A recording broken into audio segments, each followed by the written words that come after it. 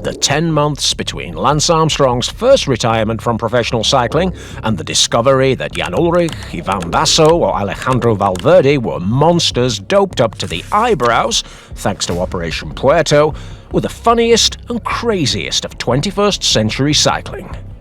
Undoubtedly one of the standard bearers was our protagonist today, the Mennonite and stoner, Floyd Landis, a character who, with much less talent and charisma than his former teammate Lance, was willing to go further in terms of doping in order to achieve the sporting and economic success that the nice gringo redneck thought he deserved. We all know how the story ended, with that magical flight in the Tour de France through the Pyrenees, climbing Cézanne, La Colombière and the Jouplan, sweating like a pig. A pig full of fresh blood that he had injected into his vein, and that made him a true legend of cycling and doping. But to get there, he had to make a stealth preparation, the highlight of which was the 2006 Paris Nice, ultimately the first and only race that the marijuana salesman still has in his palmares. Landis arrived at the Phonak team after having argued in several stages of the 2004 Tour de France with Lance Armstrong and Johan Brunel.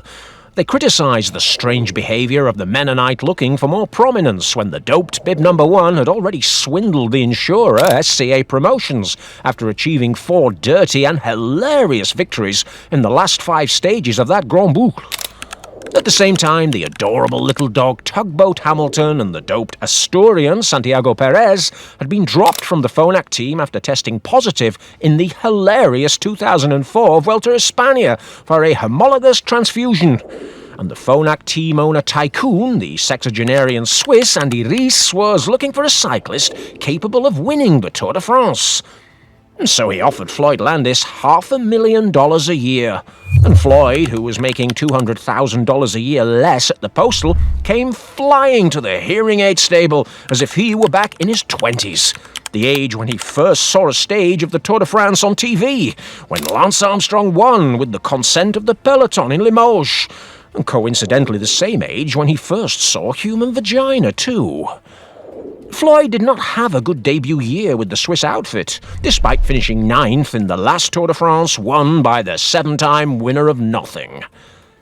He only managed 1 stage win in the Tour of Georgia, and was suffering from a hip problem that had to be operated on. But by 2006, things had changed. He had recovered, and Lance wasn't around to call the UCI in case he saw Landis as a dangerous rival. And the Mennonite had no problem calling his trusted doctor, Dr. Luis Garcia del Moral, to dope him with rich blood transfusions in Valencia and in his home, and the home of most pros in that epocha, Girona. Of course, Floyd in that context had a cocktail inside him of growth hormones, testosterone and of course, EPO. And so, to celebrate, he attended the first edition of a race sponsored by the makers of EPO, the ill-fated Amgen Tour of California. For the gringo rednecks who had only seen cycling since 1999, that small-town race was going to surpass the Tour de France in a few years, possibly influenced by the TV series of the time that advertised Mr. Terminator's domains, such as Charmed or The OC or 2.5 Men. And without Lance Armstrong as the main actor, Floyd Landis decided to be the protagonist of that pathetic race, in which there were the best and most doped American cyclists of the moment, riders like George Hincapie or Bobby Julich, as well as some foreign doped stars like the young Ricardo Rico and Bernard Cole, and also that YouTuber who never saw doping in Brunel's teams, Chiquito Horner. Now, before all that pleiad of stars, our smoker friend Landis swept to victory in a time trial in San Jose, with a new and strange posture on his time trial bike. A victory that was enough, you see, you can imagine the route of that shitty tour. It was enough to beat his friend with whom he drank 13 coffees a day in Girona, the doper David Zabriskie. The $15,000 he earned in a check to pay Dr. Del Moral, that was enough too, and that yellow jersey was indicative that year, at the tender age of 31, Floyd was going to fly in that campaign. And so his next stop was, of course, Paris Nice. Ever since the bald-headed doper Bjarne Riis proved that you could win the Tour de France in 1996 without shining in any major competition earlier in the campaign, the great champions had refused to compete and participate in such prestigious races as Paris Nice. And so it was left to dirty, doped, but lesser riders like Jogiak, Dario Frigo, the whoremonger Michael Bogard, or in 2005, Bobby Julich. They had taken the final victory. In fact, when Floyd Landis assured everyone that he would participate as leader in Paris-Nice 2006, many ignorant people thought that the doped Colombian Santiago Botero would be the leader of the Phonak team for the Tour de France. A big mistake.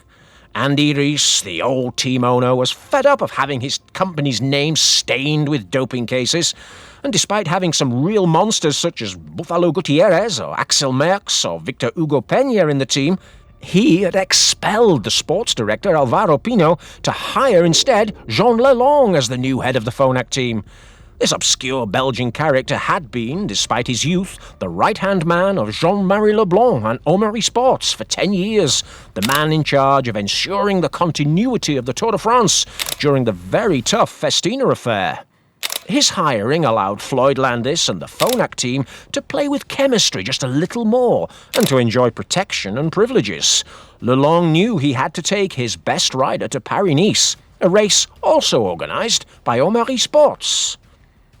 The race itself didn't have much of a story, although there were some doped monsters like the hilarious Kazakh Andrei Kachishkin. In the same year, he finished third in the Vuelta a España, and his teammate Alberto Contretrol, the man who sacrificed himself, or Madrid vegetarian Antonio Colom, or his former Discovery Channel teammates Jose Azevedo and Jose Luis Rubiera. Floyd still had the race under control at all times. He could not shine in the Paris prologue, where the doped Bobby Julich achieved his last individual victory as a professional after being the favourite guinea pig of Bjarne Riis. But once the cold mountains of the Massif Central arrived, Landis uncovered the jar of essences. After escaping with other dangerous men like the unwitting doper Samuel Sanchez or the voluntarily doped Frank Schleck, Antonio Colom and Patxi Vila, Landis made a superb attack on the Col de la Croix de Chauberey, halfway up the climb, and only the testosterone-doped Spaniard from the Lampre team could follow his wheel. Although Vila had yet to score a win as a pro at the age of 30, he took the big leap forward that year and was able to follow Landis over the snowy French summit and even win the stage in Saint-Étienne after behaving like a tick in the final kilometres. Something we imagine he will teach the young talents of the flagging Movistar team. It didn't matter much to Landis. In his head, he was already happy to be wearing yellow and white, all the way to the finish. And although the always clean Andorran Joaquim Rodriguez won one stage, and the hilarious doped Kazakh, led by Manolo Saez in his final moments as a director, won another, Landis had a huge gap in the GC, and controlling the timorous Vila, well, it got him an easy win. A victory in which the top 9 in the standings have all tested positive for doping at some point in their careers, making it undoubtedly the most doped Paris-Nice in history. And do you want to know who was the 10th place finisher? Yes, the YouTuber Chris Horner. Claim what's rightfully yours, Chiquito. Claim it now.